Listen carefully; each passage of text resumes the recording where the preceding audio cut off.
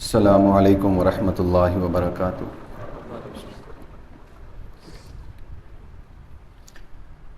الحمد للہ نحمده ونستعینه ونستغفره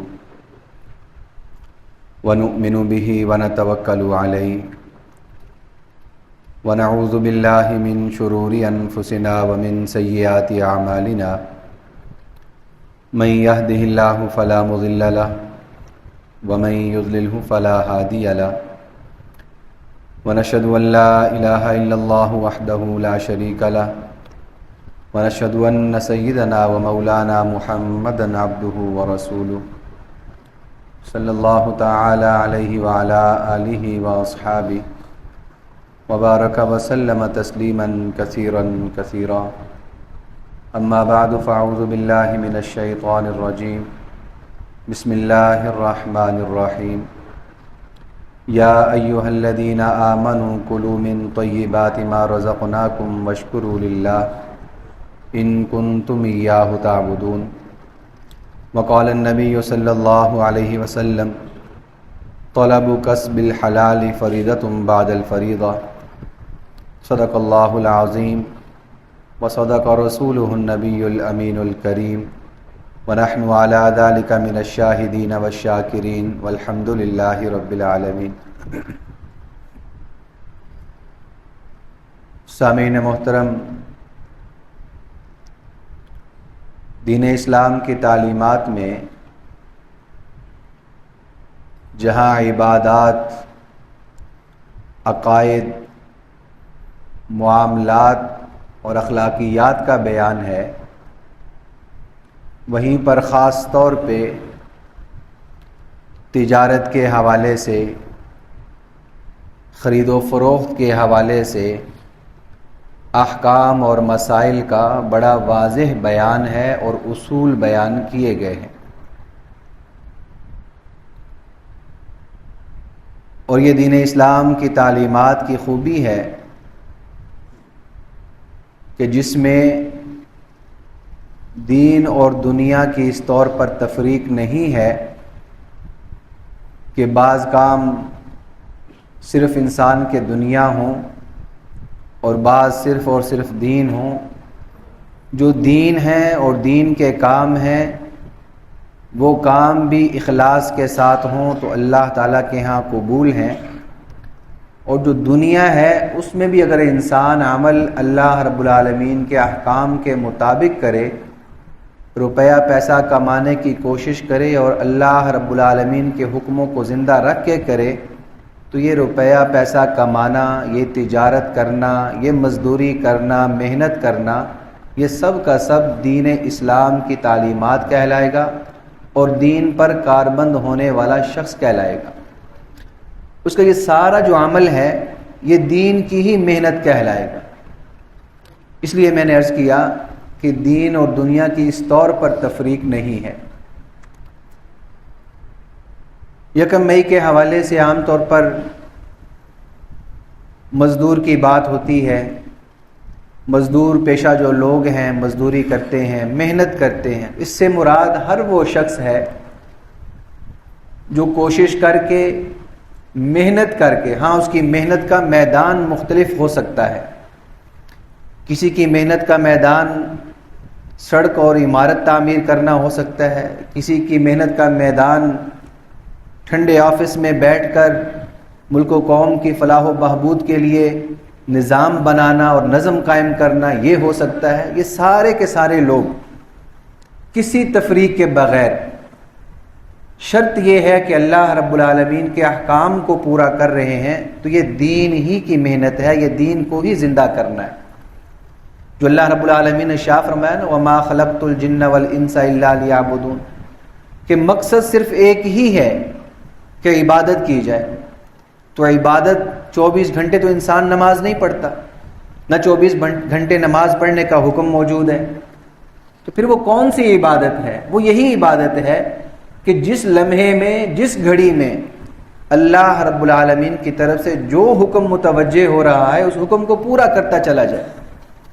صبح نماز ادا کر لی، نماز کے بعد اب کسب معاش، اپنی فکر کرے، بچوں کی فکر کرے، ان کو کما کر دینا ہے، ان کے لیے محنت کرنا ہے، ان کے مستقبل کے لیے سوچنا ہے، ان کی تعلیم کا انتظام کرنا ہے، ان کے کھانے پینے کا انتظام کرنا ہے. اب یہ ظہر کے بعد، فجر کے بعد سے لے کر ظہر تک اس کا یہ سلسلہ، یہ اللہ رب العالمین کی طرف سے حکم ہے. اس کی شریعت مطہرہ میں گنجائش نہیں ہے کہ وہ لوگوں کے سامنے دستے سوال دراز کرے، لوگوں سے مانگتا پھرے کہ میں نے بچوں کو پالنا ہے، میں نے بچوں کا انتظام کرنا ہے تو آپ مجھے دیں. اس کی گنجائش نہیں. رسول اللہ صلی اللہ علیہ وسلم نے ارشاد فرمایا کہ کوئی شخص تم میں سے رسی لے کر لکڑیوں کا گٹھا باندھ لے اور وہ لکڑیوں کا گٹھا بازار جا کر فروخت کر دے، یہ اس کے لیے بہتر ہے کہ وہ اپنا ہاتھ لوگوں کے سامنے پھیلائے اور لوگوں سے مانگے. یعنی اتنا معمولی سا کام بھی جو بظاہر، اب لکڑیاں جمع کرنا، لکڑیوں کا بیچنا، یہ بہت بڑا کام نہیں ہے، لیکن اللہ کے نبی صلی اللہ علیہ وسلم نے محنت، مشقت اور کسب حلال کی فکر کرنا، اس کی اہمیت کو زندہ کی ہے، اس کو بیان کی ہے کہ اتنا بظاہر حقیر کام بھی، بظاہر کا لفظ کہہ رہا ہوں، بظاہر چھوٹا کام بھی ہو، دیکھنے میں اچھا کام نہیں بظاہر لگ رہا، لیکن اگر وہ شخص محنت کر رہا ہے اور اپنے لگن سے، اپنی فکر سے بچوں کا وہ پیٹ پالنے کے لیے کوشش کر رہا ہے، تو شریعت مطہرہ میں ایسا کوئی رواج نہیں ہے، ایسا کوئی نظم نہیں ہے کہ اس کو یہ کہا جائے یہ بڑا کام ہے، یہ چھوٹا کام ہے. ہاں، جو کام جس کا جو شعبہ ہے اس میں کرتا چلا جائے، محنت کرتا چلا جائے. رسول اللہ صلی اللہ علیہ وسلم جو تعلیمات لے کر آئے اس میں کسب حلال کو بڑی اہمیت ہے. اللہ رب العالمین نے انبیاء اکرام علیہم الصلاۃ والسلام سے خطاب کرتے ہوئے ارشاد فرمایا، یا ایھا الرسل کلوا من الطیبات واعملوا صالحا، کہ اے رسولوں کی جماعت، اے میرے برگزیدہ لوگو، کلوا من الطیبات، پاکیزہ رزق کھاؤ، پاکیزہ چیزیں کھاؤ. پاکیزہ سے مراد یہاں پہ کہ وہ اپنے ظاہری طور پر بھی نجاست سے پاک ہوں، گندگی سے پاک ہوں، اور پھر وہ حلال بھی ہوں، ان کا کھانا حلال بھی ہو شریعت مطہرہ کی طرف سے. تو جہاں بھی پاکیزہ یا حلال کی بات آتی ہے، دونوں چیزیں اس میں خود بخود شامل ہوتی ہیں. کلوا من الطیبات، کہ آپ اچھا رزق، عمدہ رزق، پاکیزہ اور حلال رزق استعمال کرو. وَاعْمَلُوا صَالِحًا، اور نیک اعمال کرو. اس سے یہ معلوم ہو رہا ہے کہ جب انسان کا رزق پاک ہوتا ہے، اس کا کھانا پینا پاک ہوتا ہے، حرام سے بچ کر ہوتا ہے، تو اللہ تعالیٰ اسے اعمال صالحہ کی توفیق بھی دیتا ہے. کلوا من الطیبات واعملوا صالحا، دونوں کو اکٹھے بیان کیا. یہ اس بات پر دلالت کر رہا ہے کہ اگر ہم اپنا کھانا پینا پاک کر لیں گے، اللہ تعالیٰ ہمیں بھی توفیق دے گا، ہماری اولاد کو بھی توفیق دے گا کہ وہ اعمال صالحہ کرے گی. اور اگر حرام کی کمائی ہوگی، حرام کا پیسہ جمع کیا ہوگا، تو پھر ایسا نہیں ہوگا، پھر انسان شیطان کے بہکاوے میں ہے. آگے ارشاد فرمایا ایک جگہ پہ، یا ایھا الذین آمنوا کلوا، یہاں رسولوں کو فرمایا، وہاں پہ عام ایمان والوں کو فرمایا، یا ایھا الذین آمنوا کلوا من طیبات ما رزقناکم، جو رزق ہم نے تمہیں دیا ہے، جو پاکیزہ رزق ہم نے تمہیں عطا کیا، اس میں سے کھاؤ. آگے فرمایا واشکروا للہ ان کنتم ایاہ تعبدون، اللہ کا شکر ادا کرو اگر تم اسی کے عبادت گزار ہو، اسی کو معبود برحق ماننے والے ہو، تو تمہارے لیے یہ لازم ہے کلوا من طیبات، عمدہ پاکیزہ حلال رزق کا اہتمام کرو. ایک جگہ فرمایا یا ایھا الذین آمنوا لا تأکلوا اموالکم بینکم بالباطل الا ان تکون تجارہ، کہ اے اہل ایمان، آپس میں ایک دوسرے کے مال ناحق مت کھاؤ. ہاں ایک صورت ہے، الا ان تکون تجارۃ عن تراض منکم، تمہاری باہم خرید و فروخت ہو رہی ہے رضامندی کے ساتھ، کسی پر زور زبردستی نہیں ہے. ایک شخص مال دے رہا ہے، دوسرا بدلے میں اس کو قیمت دے رہا ہے. الا ان تکون تجارہ، یا یہ کہ تجارت میں یہ بھی داخل ہے، کسی نے گفٹ کر دیا، کسی نے تحفہ دے دیا، تو یہ ساری چیزیں الا ان تکون تجارۃ عن تراض منکم میں داخل ہیں، رضامندی کے ساتھ، دلی خوشی کے ساتھ. ہاں جو معاملہ ہوگا تو اس میں تمہارا وہ مال لینا جائز ہے. اگر اس سے ہٹ کے دھوکہ دہی کے ساتھ ہے، کسی کا مال غبن کرنے کے ساتھ ہے، کسی کو بدیانتی کرنے کے ساتھ ہے، کسی کا مال غصب کرنے کے ساتھ ہے، لا تأکلوا اموالکم بینکم بالباطل. قرآن پاک میں ایک جگہ یوں بھی ارشاد فرمایا یا ایھا الذین آمنوا لا تأکلوا اموالکم بینکم بالباطل وتدلوا بها الی الحکام لتأکلوا فریقا من اموال الناس. یہ ہمارے آج کے معاشرے میں یہ چیزیں بڑی عام ہیں. اللہ رب العالمین نے شاہ فرمایا اے اہل ایمان آپس میں ایک دوسرے کا مال ناحق نہ کھاؤ.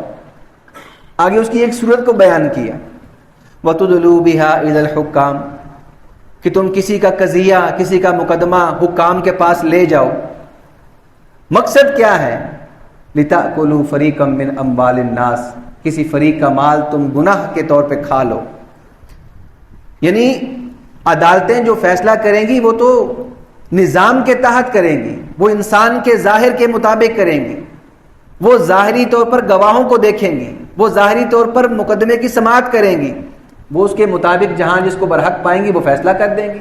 لیکن جو مقدمہ لے کر جانے والا ہے اگر اس کے علم میں ہے کہ میں غلط ہوں, اس میں میرا حق نہیں بنتا, شریعت نے اس میں میرا حق نہیں رکھا ہوا, وہ پھر بھی کیس کرتا ہے, مقدمہ دائر کر دیتا ہے کہ اس کو پتہ ہے کہ یہاں پہ وہ باریک بات ہے جس سے یہ فیصلہ میرے حق میں ہو جائے گا. وَمَا وَتُدْلُوا بِهَا إِلَى الْحُكَّامِ کہ تم اپنا مقدمہ حکام کے پاس لے کر جا رہے ہو. لِتَأْكُلُوا فَرِيقًا مِّنْ أَمْوَالِ النَّاسِ بِالْإِثْمِ کہ گناہ کے طور پر تم مال کھا لو. وَأَنْتُمْ تَعْلَمُونَ جبکہ تمہیں پتہ بھی ہے کہ تم یہ کام غلط کر رہے ہو.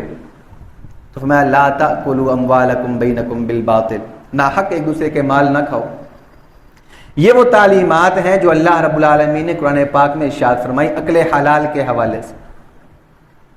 اس سے ہمیں یہ بات بخوبی معلوم ہو رہی ہے کہ کسب حلال, حلال کمانے کی فکر کرنا, کوشش کرنا, پھر چاہے وہ حلال بہت زیادہ کیوں نہ ہو, وہ اللہ کی طرف سے خیر ہے اور نعمت ہے. پھر یہ وہ مال ہے کہ جس مال کے اوپر بھی انسان کو جنت ملے گی, کیونکہ اس مال کی وہ زکوٰۃ ادا کر رہا ہے, اس مال کی وہ وراثت نکال رہا ہے, اس مال سے وہ عشر ادا کر رہا ہے, اس مال سے دیگر جو غرباء اور مساکین کے حقوق وابستہ ہیں وہ پورے کر رہا ہے, وہ اللہ کے حکم کو زندہ کر رہا ہے. تو یہی مال قیامت کے دن اس کے لیے جنت کے درجات کا باعث بنے گا. وہ سخی کی بات ہے کہ جس سخی کے درجات بلند ہوں گے, اللہ تعالیٰ اس کو زیادہ نوازے گا. یہ وہ شخص ہے کہ جس نے دنیا میں کسی کا قرض معاف کیا ہوگا, اللہ تعالیٰ قیامت کے دن اس کو معاف کر دے گا. یہ وہ شخص ہے. پھر تو زیادہ مال جمع ہونا برا نہیں ہے, منحصر اس پہ ہے کہ وہ مال کس طریقے سے جمع کیا گیا ہے, وہ مال جو کمائی حاصل ہوئی ہے اس کے اسباب اور ذرائع کیا تھے اس پہ منحصر ہے. تو اللہ رب العالمین نے واضح طور پہ فرما دیا لا تأکلوا اموالکم بینکم بالباطل ناحق ایک دوسرے کے مال مت کھاؤ. رسول اللہ صلی اللہ علیہ وسلم نے بھی ارشاد فرمایا, آپ نے ارشاد فرمایا کہ جو جسم حرام کا لقمہ کھا کے پرورش کر رہا ہے اس کی بڑھوتری میں, اس کی پرورش میں حرام کے لقمے شامل ہیں. اللہ کے حبیب صلی اللہ علیہ وسلم نے ارشاد فرمایا وہ جسم جہنم میں جلے اس بات کا زیادہ حقدار ہے کہ وہ جسم جہنم میں جلنا چاہیے جو حرام. اب یہ حرام کا لفظ بہت سی چیزیں ہیں اس میں, سودی لین دین ہے وہ حرام ہے, کسی سے قرض لے کر اس کو واپس نہ کرنا اور دل میں بھی یہی ہے کہ واپس نہیں کرنا, یہ حرام کام ہے. کسی کی زمین ہتھیا لینا یہ حرام کام ہے, وراثت کو پورا تقسیم نہ کرنا یہ حرام کام ہے. یہ ساری وہ چیزیں ہیں, بددیانتی کرنا, دھوکہ دے دینا, جو مال کسی کے ساتھ طے کیا تھا کہ یہ دوں گا وہ نہ دینا, طے کیا تھا ایسا میٹیریل لگا کے عمارت بنا کے دوں گا ویسا میٹیریل نہ لگانا. یہ ساری وہ چیزیں جو بددیانتی میں ہیں, فراڈ میں ہیں, دھوکے میں ہیں, جھوٹ میں ہیں, مال غصب کرنے میں ہیں. اللہ کے نبی صلی اللہ علیہ وسلم شاہ فرمایا جس جسم کی پرورش اس مال سے ہو رہی ہے جہنم میں جلنے کے وہ زیادہ حقدار ہے. رسول اللہ صلی اللہ علیہ وسلم نے اسی کسب حلال کے حوالے سے بھی ارشاد فرمایا کہ یہ جو حلال کمائی ہے اس کی اہمیت کیا ہے شریعت مطہرہ کی نظر میں. آپ نے ارشاد فرمایا کہ ایک شخص ہے, ایک شخص کا تذکرہ کیا آپ نے کہ اس کے سر میں غبار اٹا ہوا ہے, یعنی کہیں دور سے سفر کر کے آیا ہے, مسافر آدمی ہے, اس کے کپڑے بڑے اٹے پڑے ہیں, بڑی مسافت کر کے آیا ہوا ہے, لیکن وہ وہاں پہنچتا ہے, پہنچ کر اپنے ہاتھ آسمان کی طرف بلند کرتا ہے آسمان کی طرف بلند کر کے ایک صدا لگاتا ہے، یا ربی یا ربی یا ربی، یہ جملے کہتا ہے، اے میرے پروردگار اے میرے پروردگار. یعنی اس عجز کی حالت میں کہ جہاں پہ وہ شخص اپنا کچھ فکر نہیں کر رہا، اپنی پرواہ نہیں کر رہا، اللہ سے مانگ رہا ہے.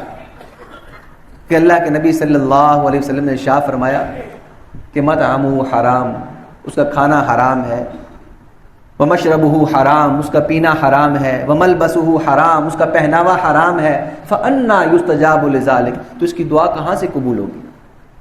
یا ربی کہہ کر بھی، صدائیں لگا کر بھی وہ دعائیں اللہ سے مانگتا رہے. اگر حرام جزو بدن بنا رکھا ہے، اگر حرام پہن رکھا ہے، اگر لوگوں کے مال غصب کر رکھے ہیں، جو کہ اس کو پتہ ہوتا ہے، جتنی مرضی دعائیں مانگتا رہے، اللہ کے نبی صلی اللہ علیہ وسلم نے ارشاد فرمایا انا یستجاب لذلک، اس کی دعائیں کہاں سے قبول ہوں گی، کیسے قبول ہوں گی اس کی دعائیں؟ تو پتہ یہ چلا کہ حرام کی نحوست یہ ہے کہ انسان کی دعائیں قبول نہیں ہوتی.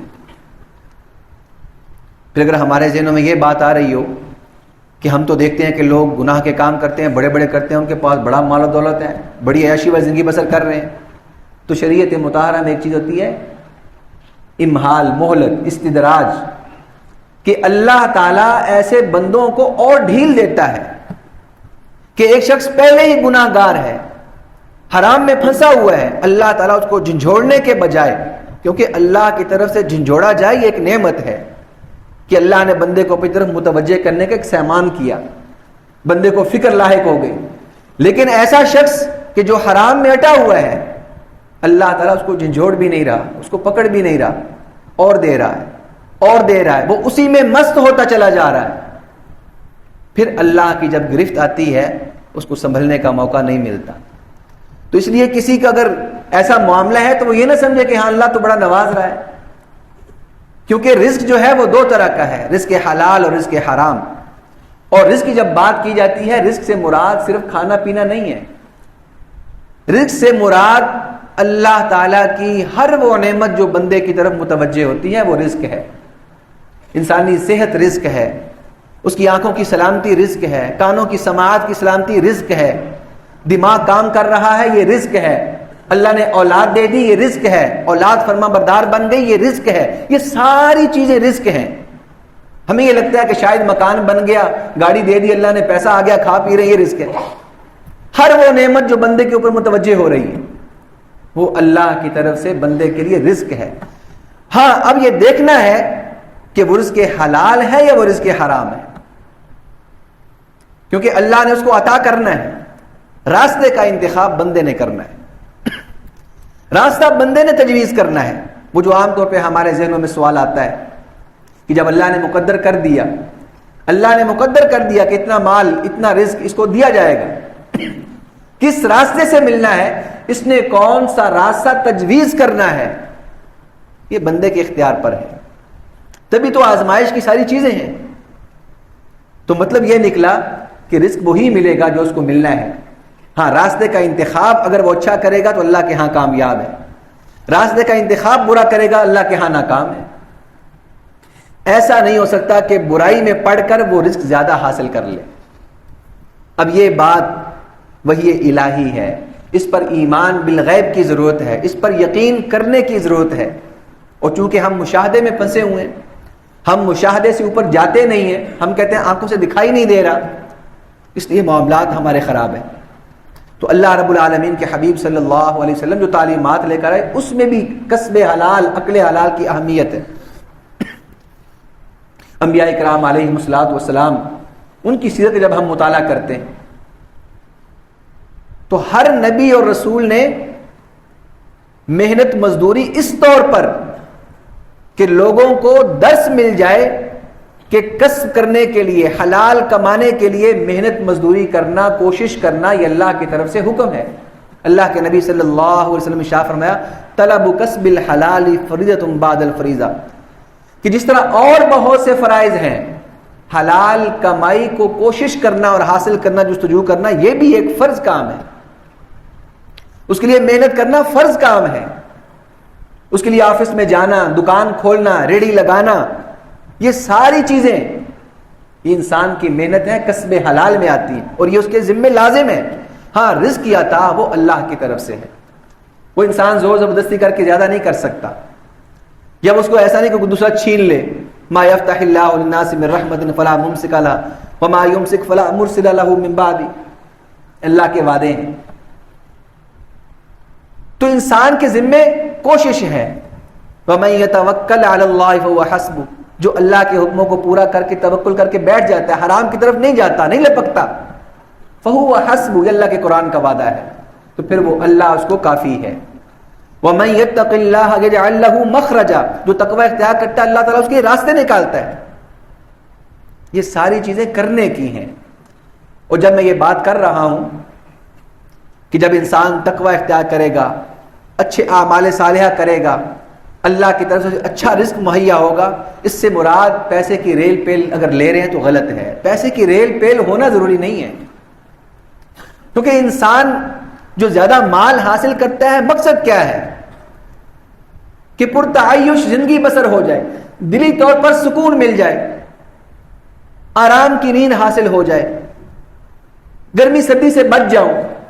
تو اگر اللہ تعالیٰ کسی کا مزاج ہی ایسا بنا دے کہ اس کو گرمی سردی کی پرواہ ہی نہ رہے، اس کو زیادہ کھانے مرغن غذاؤں کی فکر ہی نہ رہے، وہ اللہ کی محبت میں ایسا سرشار ہو جائے کہ اس کو ان چیزوں کی پرواہ ہی نہ رہے، یہ سب سے بہترین رزق ہے جو اللہ نے اس بندے کو عطا کر دیا۔ اب دیکھنے والے کو لگ رہا ہے کہ یار اس کے پاس تو کچھ نہیں ہے، لیکن اس سے پوچھ کر دیکھیں، ساری سلطنت کے مقابلے میں جو دولت اللہ نے اسے عطا کر رکھی ہے وہ اس دولت کو ترجیح دے گا اور سلطنت کو ایک طرف کر دے گا، وہ ٹھوکر مار دے گا۔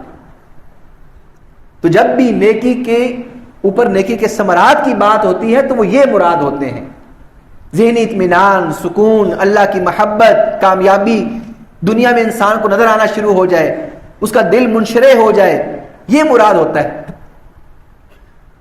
تو یہ ساری چیزیں عقل حلال کے ساتھ ہیں، کسب حلال کے ساتھ ہیں۔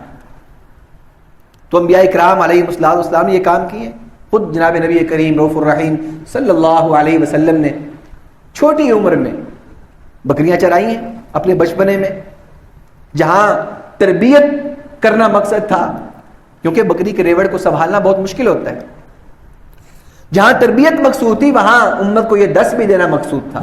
پھر آپ صلی اللہ علیہ وسلم جوانی کی عمر میں تجارت سے بھی کام لیا، تجارت بھی آپ نے کی ہے۔ حضرت آدم علیہ السلام روایات میں آتا ہے کہ آپ نے کاشتکاری کی ہے۔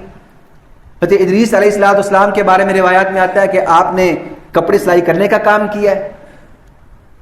یہ سارے وہ کام ہیں جو انبیاء کا، خود حضرت داؤد علیہ نبینا و علیہ السلام، اللہ نے کس قدر عظیم الشان سلطنت ان کو ان کے بیٹے کو عطا کی، اس کے باوجود آپ زرع بنا کر بیچا کرتے تھے، زرعوں کا کام کیا کرتے تھے آپ۔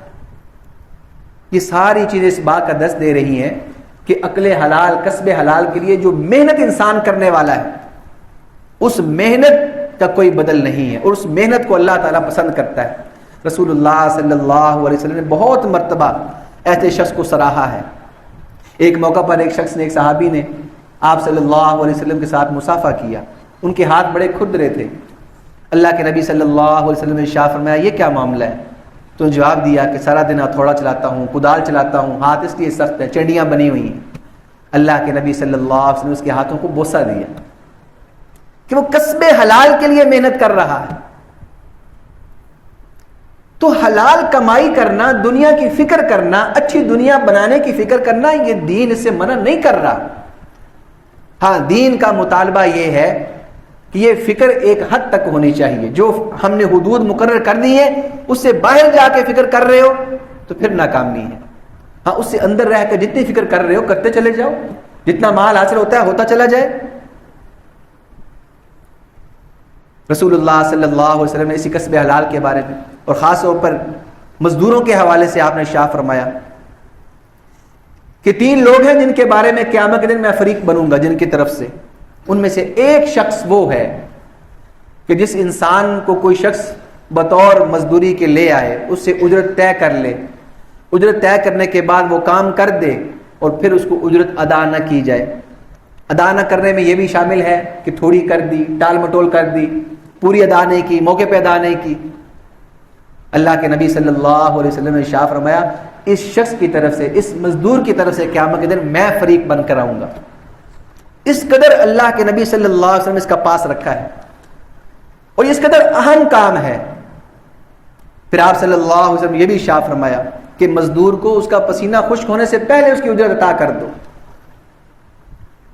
یہ جو سارے معاملات ہیں، ان معاملات میں ہمیں انسانیت کی فکر کرتے ہوئے، دین اسلام کی تعلیمات کو مد نظر رکھتے ہوئے، خیر خواہی کے جذبے کے ساتھ لوگوں کی فکر کرتے ہوئے ہم نے کام لینے ہیں، کام دینے ہیں، اس سے ان کے جو بھی ہدایہ ان کے مقرر ہے، جو بھی ان کے روزینے مقرر ہیں، ان کو وقت پہ ادا کرنا۔ بعض لوگوں کی یہ غفلت ہوتی ہے کہ خواہ مخواہ پتہ ہے کہ دینی ہے، یکم کو تنخواہ دینی ہے، پھر بھی نہیں دیں گے، ہوتے بھی ہیں پاس۔ یہ لوگوں کی فطرت ہوتی ہے، اس کو کھینچتے رہتے ہیں۔ وہی شخص جو خادم ہے، اس نے مہینہ بھر محنت اور کوشش کی ہے، اس کو اپنی اجرت جو ہے وہ مانگ کر لینی پڑتی ہے۔ وہ ایسے مانگ رہا ہوتا ہے ہر روز، ہر دوسرے دن، چوتھے دن، کہ جیسے وہ یہاں پہ بھیک مانگنے آیا ہوا ہے۔ ہمیں لگتا ہے کہ اس کا دین سے کوئی تعلق نہیں ہے، ہمیں لگتا ہے کہ میں نماز بہت اچھی پڑھ رہا ہوں، یہ جو معاملہ چل رہا ہے یہ کیا ہے؟ اللہ رب العالمین نے ایک جملہ ہمیں سمجھ میں آ جائے کہ دین اور دنیا کی کوئی تفریق اسلام میں نہیں ہے۔ ہر حکم پورا کر کے چلنا، اس کا نام دین ہے، چاہے وہ دنیا کے حوالے سے ہے، چاہے وہ عقائد اور عبادات کے حوالے سے۔ اس میں یہ ساری چیزیں آتی ہیں کہ اپنے ماتحتوں کا خیال کرنا، ان کی فکر کرنا، ان کی اجرت پوری عطا کرنا، ان کے اونچ نیچ کا فکر کرنا۔ اور بھی بہت سی روایات رسول اللہ صلی اللہ علیہ وسلم جس میں حوالے سے بیان کر رکھی ہیں کہ لوگوں کی فکر کی جائے، ان پہ ذرا بار نہ ڈالا جائے، جیسے رمضان میں یہ بات گزری ہے کہ رمضان کے مہینے میں نرمی کی جائے۔ یہ ساری وہ چیزیں ہیں جو دین اسلام کی تعلیمات میں موجود ہیں۔ بس فکر اس بات کی ہے کہ اللہ تعالیٰ ہمیں یہ سوچنے کی، سمجھنے کی صلاحیت عطا فرمائے اور توفیق عطا فرمائے کہ ہم اس کو لاگو بھی کر سکیں، نافذ بھی کر سکیں۔ اللہ تعالیٰ مجھے آپ کو تعلیمات اسلامی پہ عمل کی توفیق عطا فرمائے۔ وما علینا الا البلاغ المبین۔